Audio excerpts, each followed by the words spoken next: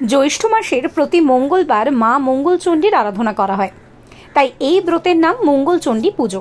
পুরাকালের কাহিনী অনুসারে ধনপতি সদাগরের পত্নী খুল্লনা প্রথম দেবী মঙ্গলচণ্ডী মায়ের পুজো শুরু করেন।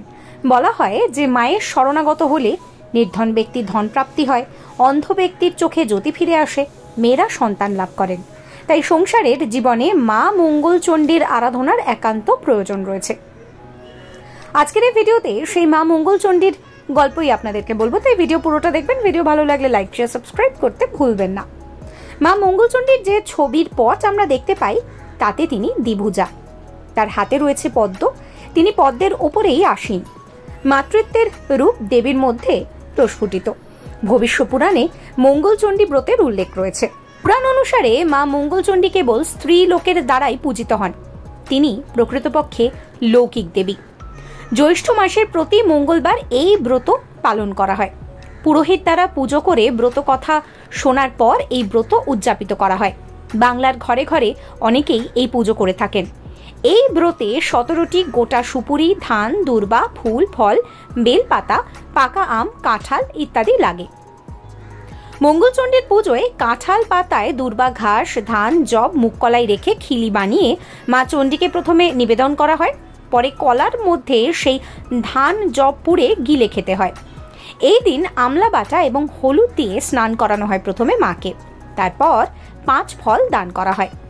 এবার আপনাদেরকে বলি মা মঙ্গলচণ্ডীর ব্রত কথা। উজানিনগরে এক সদাগরের বাড়িতে এক বুড়ি প্রচন্ড গরমে ভিক্ষে করতে এসেছিলেন। সদাগরের স্ত্রী তাকে ভিক্ষেতে দেন চাল আর টাকা, কিন্তু তার কোনো পুত্র সন্তান নেই শুনে ওই বুড়ি ভিক্ষে নেননি। ভিক্ষে না নিয়ে চলে যাওয়ায় সংসারে অকল্যাণ হবে, তাই সদাগরের বউ যখন কান্নায় ফেটে পড়েন তখন সদাগর খোঁজ করে সেই বুড়ির কাছে যান। বুড়ি তার হাতে একটি ফুল দিয়ে বলেন যে তার বউ যদি এই ফুল ধোয়া জল খান তাহলে সে পুত্রের জননী হবে। আর সত্যিই তাই হয়েছিল। সেই ছেলের নাম রাখা হলো জয়দেব। এবার সেই বুড়ি আবারও একদিন সদাগরের বাড়িতে উপস্থিত হন। পুত্র থাকলেও কন্যা সন্তান নেই, এই শুনে তিনি ভিক্ষে নেননি। ব্রাহ্মণী ওই সদাগরের বউকে বলেন যে একটি ফুল ধোয়া জল খেতে। সেই ফুল ধোয়া জল খাওয়ায় তার কন্যা সন্তান হয়, নাম রাখা হয় জয়বতী। জয়বতী এবং জয়দেব পাশাপাশি দুটি গ্রামে বড় হতে থাকে। তারা একসঙ্গে খেলে বেড়ায়। জয়দেবের পুজো অর্চনায় অত ভক্তি নেই, কিন্তু জয়বতীর আবার এই ব্যাপারে খুব বিশ্বাস, খুব ভক্তি। সে নিয়ম করে মা মঙ্গলচণ্ডীর পুজো করত। এরপর জয়দেবের সঙ্গে জয়বতীর বিয়ে হয়। জয়বতী ব্রত পালন করছে দেখে জয়দেব তাকে জিজ্ঞাসা করে যে সে কিসের ব্রত পালন করছে। জয়বতী জানায় যে সে এই ব্রত পালন করছে যেখানে নির্ধন ব্যক্তি ধন পায়, মরা মানুষ বেঁচে ওঠে। এ হচ্ছে মা মঙ্গলচণ্ডীর ব্রত।